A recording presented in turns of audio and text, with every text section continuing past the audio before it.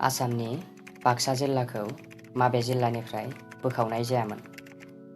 ए. बरपेटा, नलबारि आरो कामरुप। बि. गवालपारा आरो क'क्राझार। सि. बङाइगाव आरो कामरुप। डि. दरं, बरपेटा, नलबारि।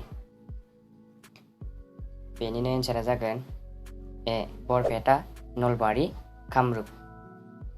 आसामाव मोनबेसे नेशनेल पार्क दं? ए. मोनबा। बि. मोनद'। सि. मोन7। डि. मोन8। बेनिनो एन्सारा जागोन सि. मोन7। गरमपानि वाइल्डलाइफ सेंक्सुरिया आसामनि माबे जिल्लानि सिङाव दं? ए. कार्बि आंलं। बि. जरहाट। सि. सनितपुर। डि. उदालगुरि।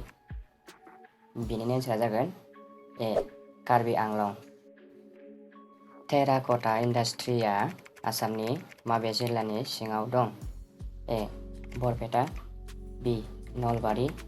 सि. धुबुरी। डि. गवालपारा। बेनिनो कारेक्ट एन्सारा जागोन सि. धुबुरी। मानास वाइल्डलाइफ सेंक्सुरिखौ नेशनेल पार्क हिसाबै माब्ला फोसावामोन? ए. 1990। बि.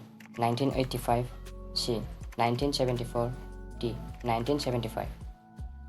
बेनि एन्सारा जागोन ए. 1990।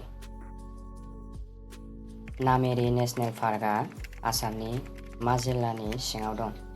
ए. सनितपुर। बि. शिबसागर। सि. जरहाट। डि. कार्बि आंलं। बेनि एन्सारा जागोन ए. सनितपुर। भारतनि गिबि अइल रिफाइनारिखौ दिग्बयआव माबे बोसोराव गायसनामोन? ए. 1901। बि. 1822। सि. 1889। डि. 1921। बेनिनो एन्सारा जागोन ए. 1901। पबितरा वाइल्डलाइफ सेंक्सुरिया मा जायगायाव दं? ए. मरिगाव।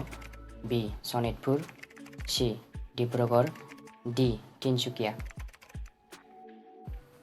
बेनि एन्सारा जागोन ए. मरिगाव। भिडिअखौ मोजां मोनदोंब्ला लाइक आरो शेयार खालामनो दाबाव। गोजोन्थों।